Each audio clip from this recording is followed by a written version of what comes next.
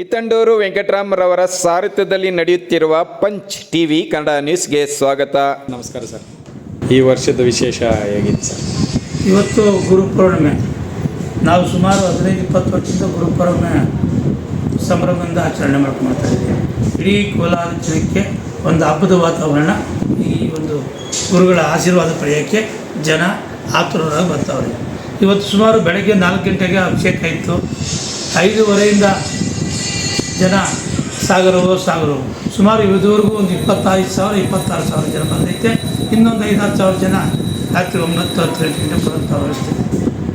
ಶಿರಡಿ ಸಾಯಿಬಾಬಾ ಅಂದರೆ ಒಂಥರ ದತ್ತಾತ್ರೇಯ ಆಗ್ಬೋದು, ದಕ್ಷಿಣಾಮೂರ್ತಿ ಆಗ್ಬೋದು, ಗುರು ರಾಘವೇಂದ್ರ ಆಗ್ಬೋದು, ಇವರೆಲ್ಲ ಆರಾಧ್ಯ ದೈವ.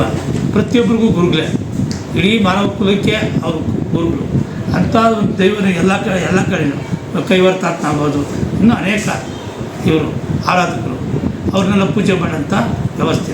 ಅದೇ ರೀತಿ ಶಿರಡಿ ಸಾಯಿಬಾಬಾನು ಇವತ್ತು ಸಂಭ್ರಮದಿಂದ ಆಚರಣೆ ಮಾಡಿದರೆ ಬೆಳಗ್ಗೆ ನಾವು 4 ಗಂಟೆಗೆ ಅಭಿಷೇಕ ಮಾಡಿ 6 ಗಂಟೆಯಿಂದ ಪ್ರಸಾದ ವಿಯೋಗ ಮಾಡಿ 11-11ವರೆಗೂ ಪ್ರಸಾದ ವಿಯೋಗ ಕೊಟ್ಟಿದ್ದಾರೆ.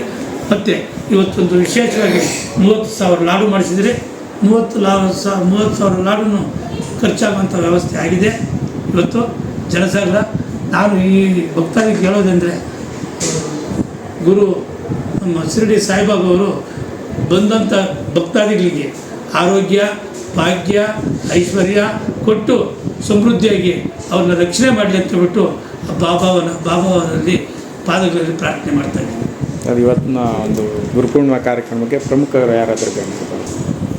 ವಿಜಯ ಗೋವಿಂದರಾಜ್ ಬಂದಿದ್ದರು, ಆಮೇಲೆ MLC ಬಂದಿದ್ದರು ಅವರು, ಆಮೇಲೆ ಪುತ್ತೂರು ಮಂಜು ಬಂದಿದ್ದರು, ಆಮೇಲೆ ಇದು DIG ದೇವರಾಜ್ ಅವರು ಬಂದಿದ್ದರು, ಮತ್ತು CMR ಚಿರಾಗ್ ಬಂದಿದ್ದರು, ಮತ್ತು ಅನೇಕ ಪ್ರಮುಖ ಗೋವಿಂದಗೌಡರು ಬಂದಿದ್ದರು, ಮತ್ತು ಅನೇಕ ಗಣ್ಯರು ಬಂದಿದ್ದರು.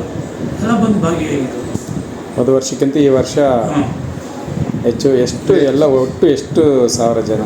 30,000 ಜನ ಮೇಲೆ. ಕಮ್ಮಿ ಆಗಿದೆ.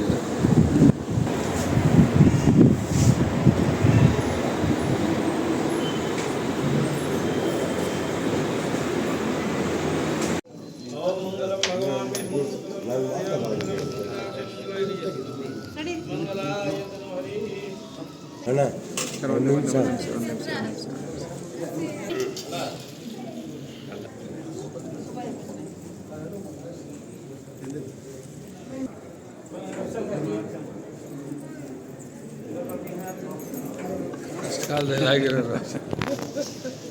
ಓಕೆ.